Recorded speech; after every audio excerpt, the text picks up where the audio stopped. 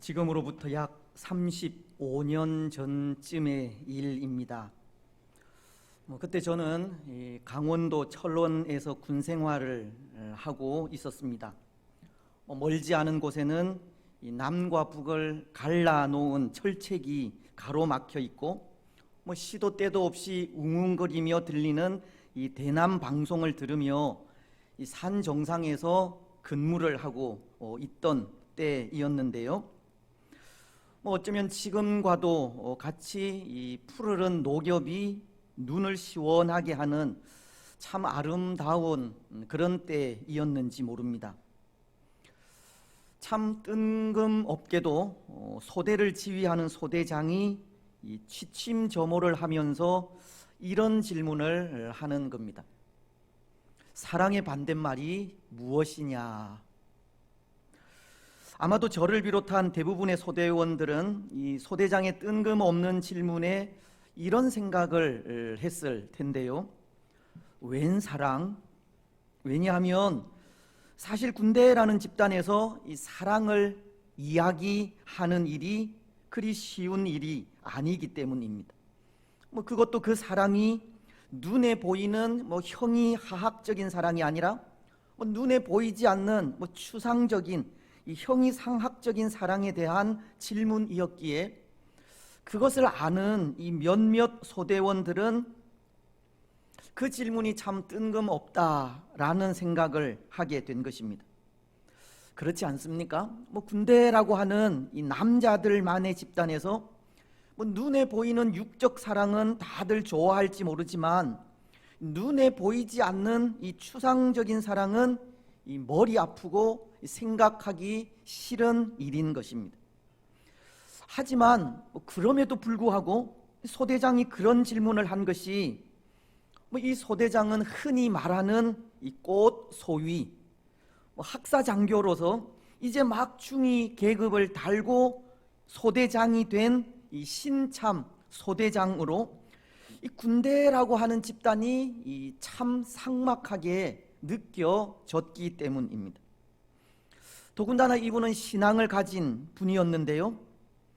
신앙을 가진 분이 소대장으로 이제 막 소대에 부임하여 이 소대원들과 함께 이 산중 생활을 하다 보니 그 눈에 이 소대원들이 서로를 배려하지 않고 아끼지 않는 모습을 통해 나타나는 갈등을 보게 된 것이고 그것이 참 아쉬웠던 것 같습니다.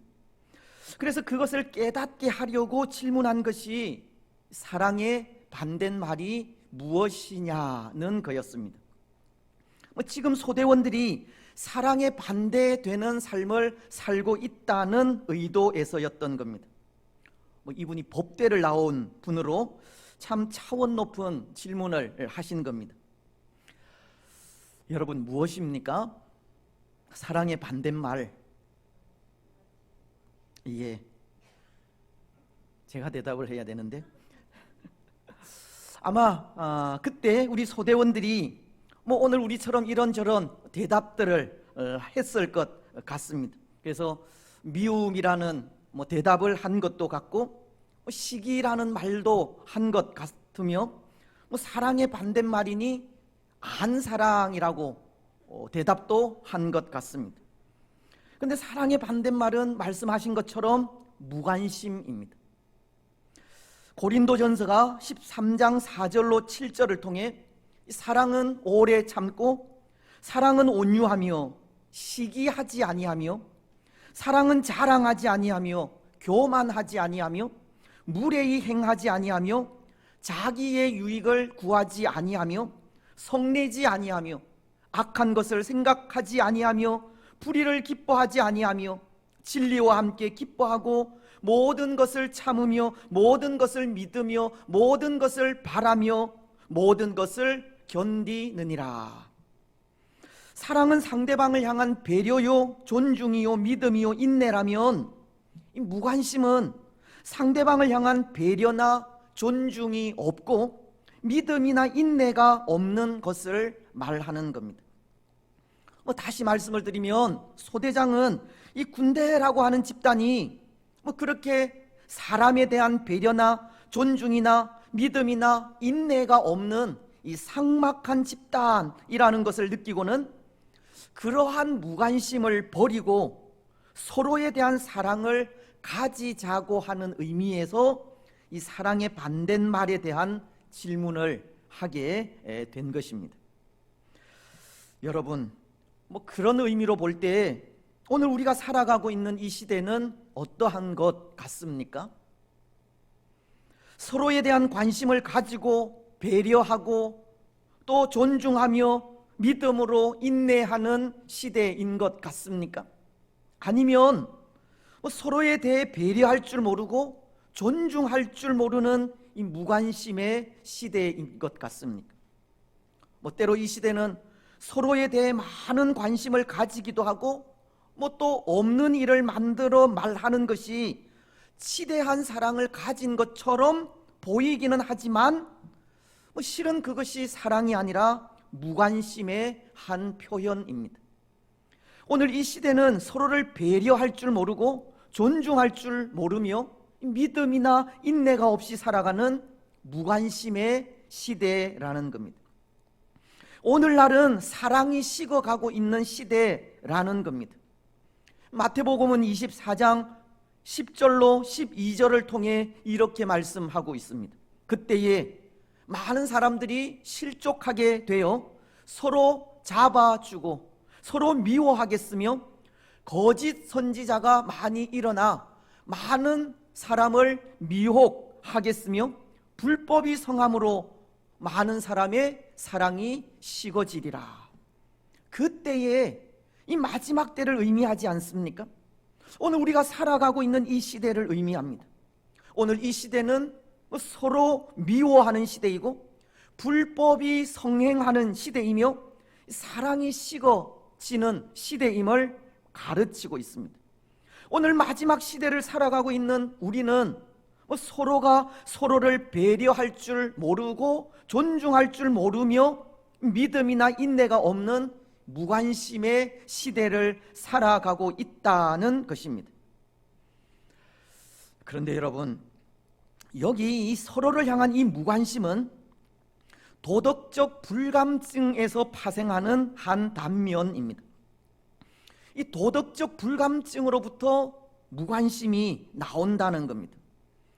우리는 지난 주일 우리가 계속 묵상하고 있는 이 사사시대가 마치 오늘날과도 같이 도덕적 불감증의 시대라고 하지 않았습니까?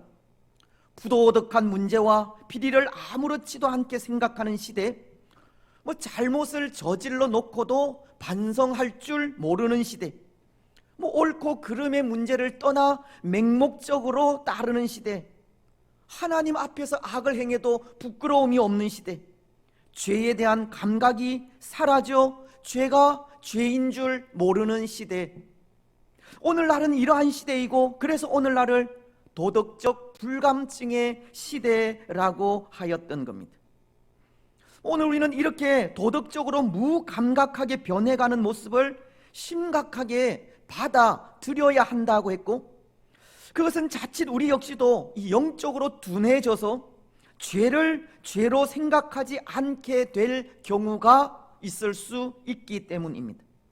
여기저기에서 본물 터지듯 터지는 문제와 사고들이 너무나도 많이 일어나고 있기 때문에 그것을 죄로 여기지 아니하고 당연한 것으로 생각할 수가 있다는 겁니다.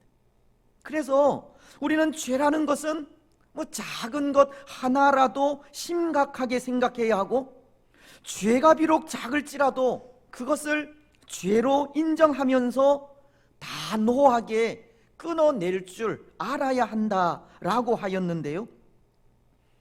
그런데 그렇게 단호하게 끊어내지 못하는 죄, 죄가 반복되어 당연하게 생각하는 마음, 이 죄를 죄로 생각하지 않는 바로 그 도덕적 불감증으로부터 무관심이 파생하게 된다는 겁니다. 오늘 본문이 그렇습니다.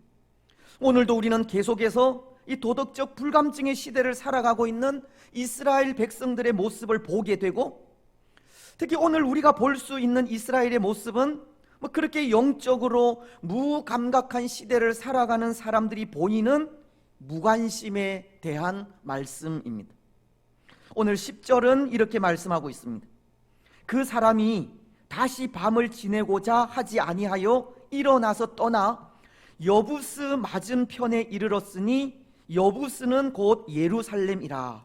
안장 지운 나귀 2마리와 첩이 그와 함께 하였더라.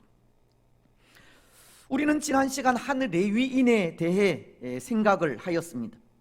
그는 하나님의 일에 수종드는 직분을 가진 사람으로 순결하고 정결해야 했지만 그에게 주어진 직분에 맞지 않게 당시 만연한 일부 다처제의 풍습을 따라 이 첩을 취해 살아가는 이 부패한 모습을 보이게 됩니다.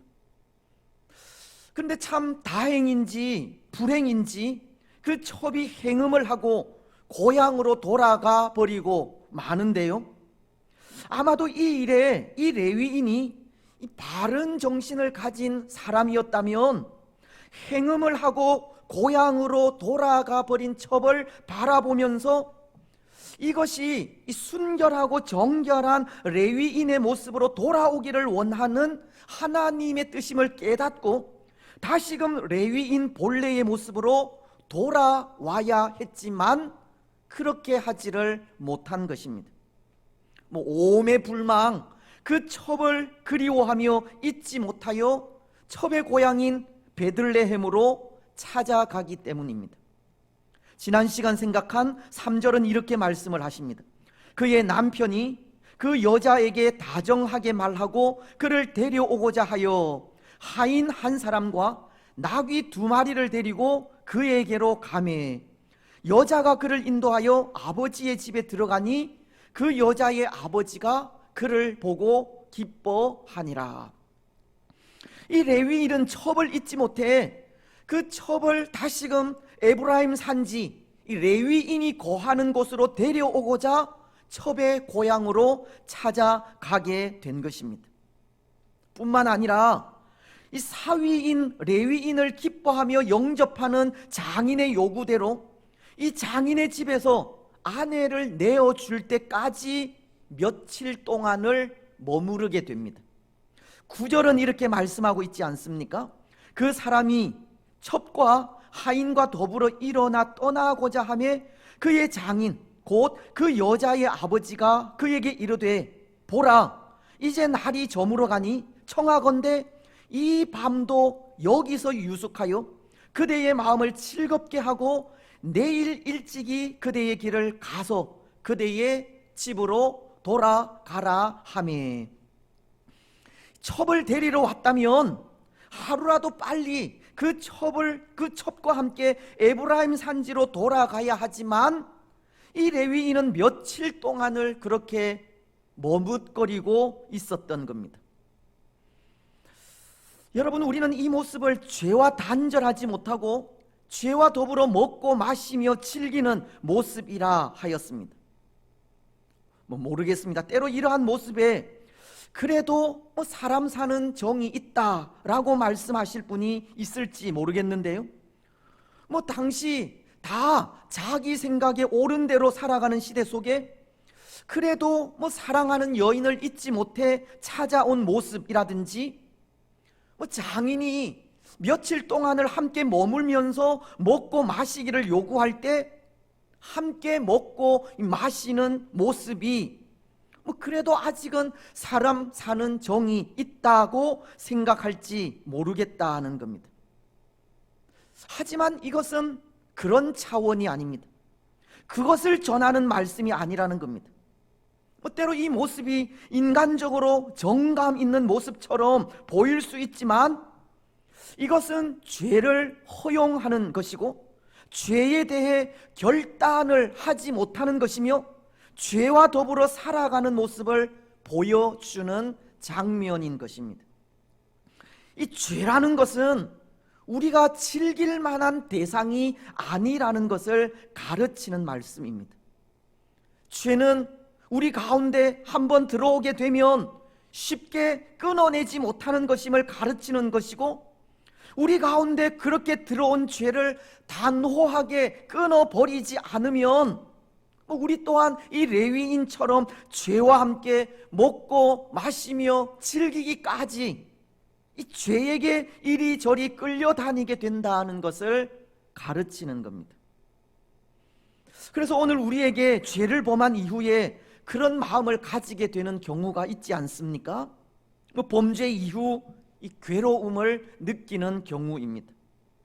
오늘 우리가 연약하여서 죄를 범하기는 하지만 범죄 이후 우리 속에 찾아오는 고통이 얼마나 우리 마음을 아프게 하는지 모른다는 겁니다. 오죽하면 사도 바울도 로마서 7장 24절을 통해 오호라 나는 곤고한 사람이로다 이 사망의 몸에서 누가 나를 건져내랴. 죄는 믿음을 가진 우리 마음을 그렇게 아프게 하는 겁니다. 오늘 우리 중에 이 죄라는 것이 우리와 어울리지 않는 단어라는 것입니다. 사실 그렇지 않습니까? 오늘 우리 중에 죄를 짓고도 마음이 편한 분이 있습니까?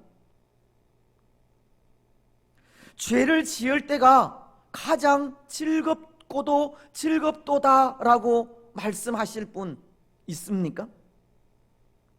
죄는 결코 우리와 어울리지 않는 존재입니다.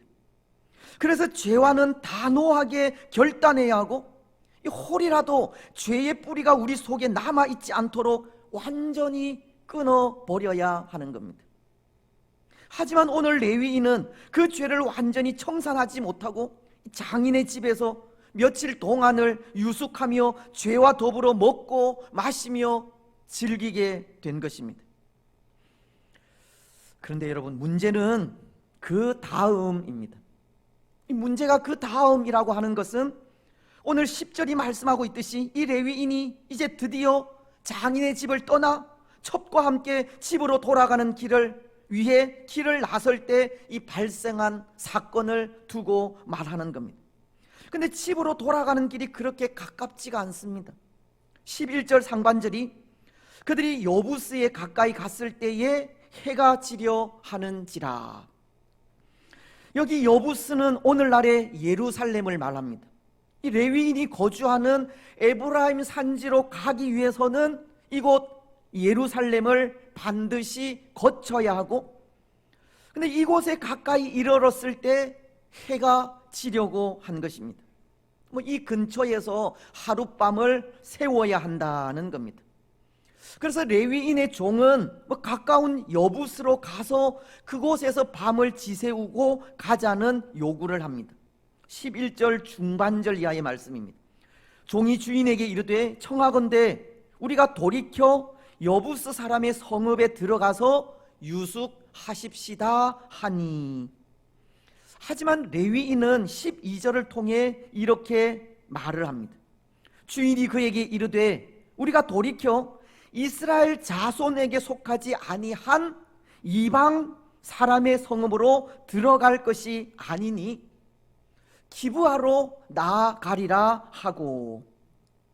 이 당시 여부스는 이스라엘 자손의 땅이 아니었는데요, 레위인은 이스라엘 자손의 땅이 아닌 이방 성읍에 머무르기보다 이스라엘 자손들이 사는 이 기브아라고 하는 베냐민 지파의 땅에 들어가 유숙하기를 원한 것입니다. 그래도 이방 사람들보다는 자기 민족의 백성이 더 낫겠다는 생각에 기브아라는 곳으로 가고자 한 것입니다. 하지만 이것도 그 시대의 악함과 황폐함을 우리에게 보여주는 것이라 생각합니다. 그런데 여러분, 이 레위인이 그래도 이방 민족보다는 같은 민족인 이스라엘 백성이 더 낫지 않겠느냐는 생각에 이 먼 길을 돌아서 기브아에 이르게 되지만, 오늘 기브아의 백성들, 즉 베냐민 지파는 이 레위인을 어떻게 대하고 있습니까? 15절은 이렇게 말씀합니다. 기브아에 가서 유숙하려고 그리로 돌아 들어가서 성읍 넓은 거리에 앉아 있으나 그를 영접하여 유숙하게 하는 자가 없었더라. 그를 집으로 영접하여 유숙하게 하는 자가 없었더라. 이 레위인은 기브아 성읍의 넓은 거리, 이곳은 주로 성문과 가까이 붙어있는 이 광장을 말하는 것으로 공적인 재판이나 상거래가 이루어지는 장소를 의미하는데요, 레위인은 많은 사람들이 왕래하는 이곳에 앉아 나그네를 대접하도록 된 이 율법의 가르침을 따라 기브아 사람들이 자신을 영접해 주기를 기다리고 있었던 겁니다. 하지만 기브아 사람들은 아무도 이 레위인을 영접해 주지 않는 겁니다. 그래도 같은 민족이요, 하나 된 하나님의 백성이며 한 공동체인데 다들 이 레위인을 모른 채 외면하는 겁니다. 기브아 사람들은 해가 진 저녁에 낯선 사람이 성읍 광장에 앉아 있는 것을 보고서도 그 누구도 자기들 집으로 영접하지 않았다는 것입니다. 여러분, 이것은 이 시대가 얼마나 삭막한 시대인가를 가르쳐 주는 모습이지 않습니까? 하나님의 사랑을 잃어버린 시대이고 이방인과 나그네에게 전혀 무관심한 시대이며 하나님의 법인 율법이 필요 없는 시대임을 가르쳐 주고 있는 것입니다. 신명기서는 10장 19절을 통해서 이렇게 말씀을 하십니다. 너희는 나그네를 사랑하라. 전에 너희도 애굽에서 나그네 되었음이니라. 출애굽기 22장 21절도 마찬가지입니다. 너는 이방 나그네를 압제하지 말며 그들을 학대하지 말라. 너희도 애굽 땅에서 나그네였음이라. 하나님은 나그네를 사랑하고 학대하지 말아야 할 것을 말씀하셨고, 그것이 이스라엘도 이전에 애굽 땅에서 나그네로 있었기 때문입니다. 그때를 기억하여 나그네를 영접하라고 하신 겁니다. 그렇습니다. 여러분, 이스라엘은 이전에 나그네였습니다. 그들에겐 참된 안식을 누릴 수 있는 땅이 없었습니다. 누군가 이 이스라엘을 구원해 주지 않는다면 이스라엘은 영원토록 어둠 속에서 벗어날 수 없던 나라이었습니다. 하지만 하나님은 그들을 구원하여 주셨습니다. 애굽에서, 또 광야 40년의 그 세월에서 건져 주셨습니다. 그리고 이제는 자유를 주셨고 참된 안식을 누리게 하셨습니다. 하나님은 바로 그 은혜를 잊지 말라고 하신 겁니다. 그 사랑을 또 다른 누군가에게 전하라고 하신 겁니다. 나그네 되었을 때 받은 그 구원의 은혜를 알지 못하는 사람들에게 전하라는 것입니다. 하지만 오늘 기브아 사람들은 그 은혜를 잊어버린 것이고 그 사랑을 잃어버린 겁니다. 그들이 나그네였을 때를 기억하지 못하고 있습니다. 레위인에 대해 무관심하고 있기 때문입니다. 사랑하는 여러분, 디모데후서는 마지막 시대를 사는 사람들의 모습을 이렇게 말씀하고 있습니다. 디모데후서 3장 1절로 5절을 통해서인데요, 너는 이것을 알라. 말세에 고통하는 때가 이르러 사람들이 자기를 사랑하며 돈을 사랑하며 자랑하며 교만하며 비방하며 부모를 거역하며 감사하지 아니하며 거룩하지 아니하며 무정하며 원통함을 풀지 아니하며 모함하며 절제하지 못하며 사나우며 선한 것을 좋아하지 아니하며 배신하여 팔며 조급하며 자만하며 쾌락을 사랑하기를 하나님 사랑하는 것보다 더하며 경건의 모양은 있으나 경건의 능력은 부인하니 이 같은 자들에게서 네가 돌아서라. 여러분, 이것이 오늘날 이 시대의 모습입니다. 오늘 이 시대는 사사시대와도 같이 무관심의 시대라는 겁니다. 하나님의 사랑을 잃어버린 시대이고 그 은혜를 잊어버린 시대이며 나그네 되었을 때를 기억하지 못하는 시대입니다. 여러분, 혹 오늘 우리도 그렇지는 않습니까? 하나님의 사랑을 잃어버리고 사람들에 대해 무관심하고 있지 않습니까? 하나님의 은혜를 잊어버리고 이 곤고한 자들을 돌아보는 일을 외면하고 있지 않습니까? 우리가 이전에 소망도 하나님도 없던 자들이었음을 기억하지 못하고 오늘 소망도 하나님도 없이 사는 자들에게 아무런 조치 없이 살아가고 있지는 않습니까? 그렇다면 오늘 우리는 이스라엘 사람들과 다를 바가 없습니다. 오늘 길가에 앉아 도움을 요청하는 레위인에게 아무런 도움을 주지 않은 기브아 사람들과 다를 바가 없다는 겁니다. 오늘 우리 역시도 하나님의 사랑을 잃은 자들이요, 그 은혜를 잊어버린 자들인 겁니다. 이스라엘이 나그네였음을 잊고 있듯이 오늘 우리도 이방인이었음을 잊고 있는 겁니다.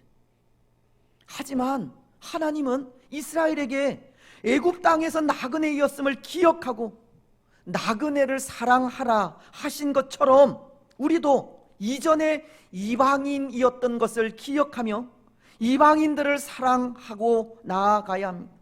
소망도 하나님도 없던 우리가 이 복음으로 소망 가운데 거하게 되었기에 예수님을 알지 못하는 자들에게 복음을 전하며 소망 가운데 거하게 해야 한다는 것입니다. 에베소서는 2장 11절로 12절을 통해서 이렇게 말씀하십니다. 그때에 너희는 그리스도 밖에 있었고 이스라엘 나라 밖의 사람들이라. 약속의 언약에 대해서는 외인이요 세상에서 소망이 없고 하나님도 없는 자이더니 이제는 전에 멀리 있던 너희가 그리스도 예수 안에서 그리스도의 피로 가까워졌느니라.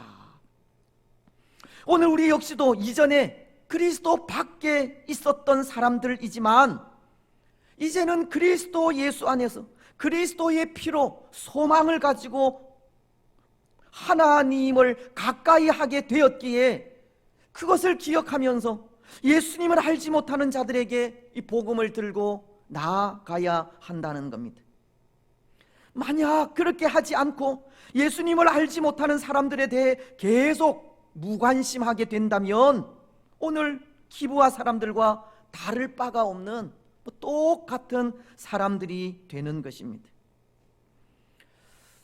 여러분, 오늘 우리는 하나님의 사랑을 잃어버리지 마시기 바랍니다. 그 은혜를 잊어버리지 마십시오. 이전에 우리도 구원도 소망도 하나님도 없던 자들이었음을 기억하면서 또 다른 사람들을 사랑하고 예수님을 알지 못하는 사람들에게 복음을 전하며 나아가시기를 바랍니다. 그래서 그 삶을 통해 오늘 이 무관심의 시대에 참된 사랑이 무엇인지 전하는 사랑의 사람들이 되시기를 바랍니다. 이제 말씀을 맺겠습니다. 사랑하는 여러분, 오늘 우리가 살아가는 이 시대는 도덕적 불감증의 시대이고 무관심의 시대입니다. 사랑이 식어가는 시대이고 은혜를 잃어가는 시대입니다. 성도로서 소망도 하나님도 없던 이전의 모습을 기억하지 않고 사는 시대가 오늘 이 시대입니다. 하지만 오늘 우리는 이스라엘이 애굽 땅에서 나그네이었음을 기억하고 나그네를 사랑하고 영접해야 했듯이 예수님을 알지 못하는 사람들을 사랑하고 그들에게 복음을 전하며 나아가야 합니다. 무관심의 시대에 무관심이 아니라 참된 사랑이신 예수님을 전하는 사랑의 사람들이 되어야 한다는 것입니다. 여러분, 오늘 우리는 무관심의 시대에 사랑의 사람들이 되시기를 바랍니다. 그리스도 예수의 피로 이루어진 구원의 기쁨과 소망을 또 다른 사람들에게 전하며 나아가시기 바랍니다. 그래서 그 삶을 통해 오늘 무관심으로 인해 영적으로 죽어가는 영혼들에게 영생의 소망을 주는 복된 성도들이 되시기를 주님의 이름으로 축복합니다.